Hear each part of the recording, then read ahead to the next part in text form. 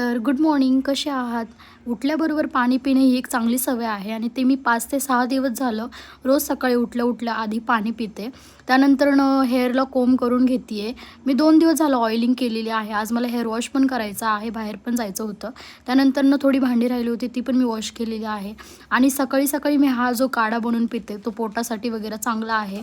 कोणाचं पोट वगैरे दुखत असेल तर तुम्ही पण हा नक्की ट्राय करा. ह्यात मी सोप आणि मेथीच्या बिया वगैरे ॲड केलेल्या आहेत. ह्यात मी फक्त जिरं पण ॲड करू शकतात. माझ्याकडे अवेलेबल नव्हतं म्हणून मी नाही केलेलं आहे.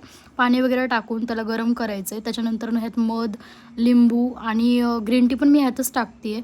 नुसतं पाणी आणि ग्रीन टी हे काही चांगलं लागत नाही मला, म्हणून मी ह्याच्यात ॲड केलेलं आहे. सकाळी पिलेलं खूप चांगलं असतं त्यामुळे.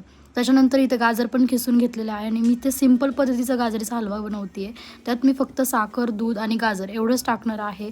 तुम्ही बाकी काही टाकू शकता, जसं की खवा, इलायची, ड्रायफ्रूट्स हे सगळं टाकू शकता.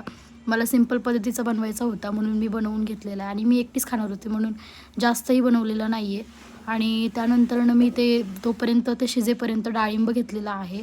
ते व्यवस्थित कापून घेतले, ते खाल्लं, एन्जॉय केलं आहे. त्याच्यानंतरनं मी एकदा चेक करून आले गाजर कसं बनलेलं आहे कसं नाही. त्यानंतर हे बघा, शेवटी माझा गाजराचा हलवा रेडी आहे. खूप छान लागत होता खायलासुद्धा. तुम्ही